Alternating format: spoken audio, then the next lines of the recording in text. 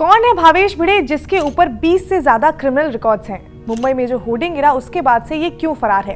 क्या है पूरा मामला? बात करेंगे इस वीडियो में। हेलो, मैं हूं स्वर्ण और आप देख रहे हैं स्विच। 13 मई को मुंबई में धूल भरी आंधी आई, जिसमें घाटकोपर के एक पेट्रोल पंप पर एक बड़ा सा बिलबोर्ड गिरा, जिस हादसे में अब तक 16 लोगों की मौत हो गई है और 70 से ज्यादा लोग इसमें घायल हैं। इस हादसे के बाद Mumbai police Pantnagar police station में ईगो मीडिया के मालिक और अन्य लोगों के खिलाफ आईपीसी सेक्शन 304, 337 और 34 के तहत एफआईआर दर्ज किया गया है। अब सवाल ये आता है कि भावेश भिड़े है कौन?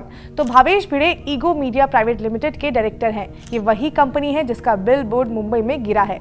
ऐसा पहली बार नहीं हुआ है कि भावेश भिड़े के अगेंस्ट में कोई एफआईआर दर्ज हुआ हो। भावेश भिड़े के अगेंस्ट 20 से ज्यादा क्रिमिनल मामले दर्ज हैं। और तो और इसी साल जनवरी में भिड़े के ऊपर रेप के भी आरोप लगे थे, जिसमें भावेश को फिलहाल इंटरिम बेल मिली हुई है। इतना ही नहीं, इस मामले में उन्हें कई बार नोटिस भी भेजा जा चुका था। बीएमसी के मुताबिक ईस्टर्न एक्सप्रेस हाईवे के पेट्रोल पंप के पास जो ये बिलबोर्ड लगा हुआ था, उसका साइज आइडियली 40 बाई 40 होना चाहिए था, लेकिन इसका एक्चुअल साइज 120 बाई 120 था, मतलब कि 3 गुना ज्यादा।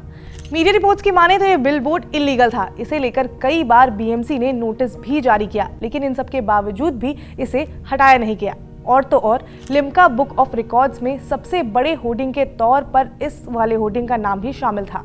भावेश भिड़े के खिलाफ जो मामले दर्ज हैं वो सभी बीएमसी के रूल्स तोड़ना, negotiable instruments act 1881, Mumbai municipal corporation act, cheque bounce होना, धोखाधड़ी करना, इन सब के मामले में दर्ज है। इसके अलावा भावेश भिड़े 2009 के महाराष्ट्र विधानसभा चुनाव में इंडिपेंडेंट कैंडिडेट के तौर पर चुनाव में भी हिस्सा ले चुके हैं। हालांकि उसमें उन्हें हार मिली थी।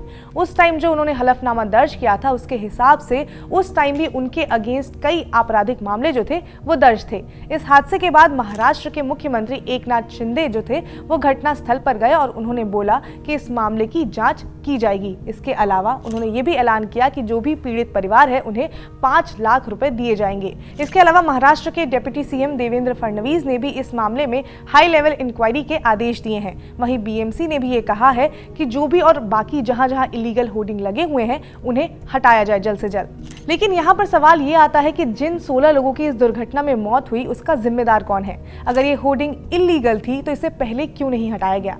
जिन लोगों की इस दुर्घटना में जान गई वो अपने घरों से बाहर शायद किसी काम से गए होंगे, इस उम्मीद में कि वापस उनका घर आना होगा, लेकिन उन्हें भी नहीं पता था कि वो इस देश में जो लापरवाह लोग हैं और अथॉरिटी हैं उसका शिकार हो जाएंगे। अब इस मामले में जांच होगी, ये भी पता चल जाएगा कि दोषी कौन है, उसे शायद सजा भी मिल जाएगी। लेकिन क्या जिन लोगों की जान इस दुर्घटना में गई, क्या वो जान वापस आ पाएगी? नहीं। इसके लिए कौन जिम्मेदार है? बाद में हमारे पास बस यही सवाल रह जाते हैं। लेकिन अब हम इतना जरूर उम्मीद कर सकते हैं कि इस तरह की लापरवाही आगे ना हो, जिससे कि और लोगों की जान जो है वो ना जा सके।